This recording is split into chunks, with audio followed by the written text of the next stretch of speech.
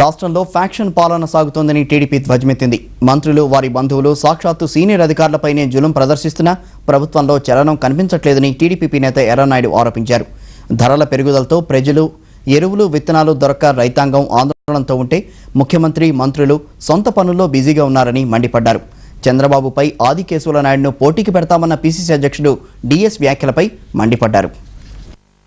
ఈరోజు అసహనంతో ఈరోజు రాజశేఖర్ రెడ్డి గారే పిచ్చి పట్టినట్లు మాట్లాడుతున్నాడు.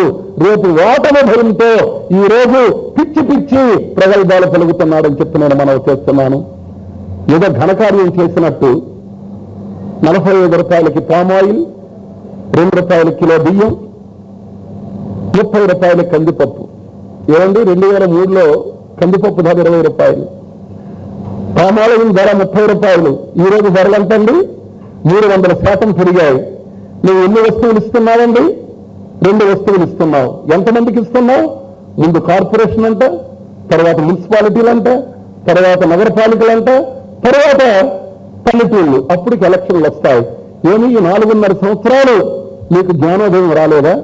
4 సంవత్సరాల 2 మాసాలు ధరలు రాష్ట్రంలో దేశంలో పెరుగుతుంటే ఎప్పుడూ రానటువంటి ఆలోచన ఈరోజు నీకు ఈరోజు వచ్చిందంటే రేపు సెప్టెంబర్, అక్టోబర్, నవంబర్లో కానీ మార్చిలో కానీ ఈరోజు ఎన్నికలు జరగబోతున్నాయి. కాబట్టి మీకు ఈరోజు రాష్ట్ర ప్రజల మీద ప్రేమ అభిమానాలు పుట్టాయి.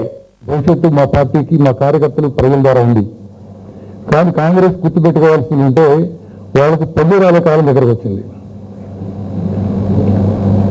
పూర్తిగా వాళ్ళ యొక్క అవినీతి, అక్రమాలు, అరాచకాలు పల్లెరాలిపోయే కాలం దగ్గరకు వచ్చింది.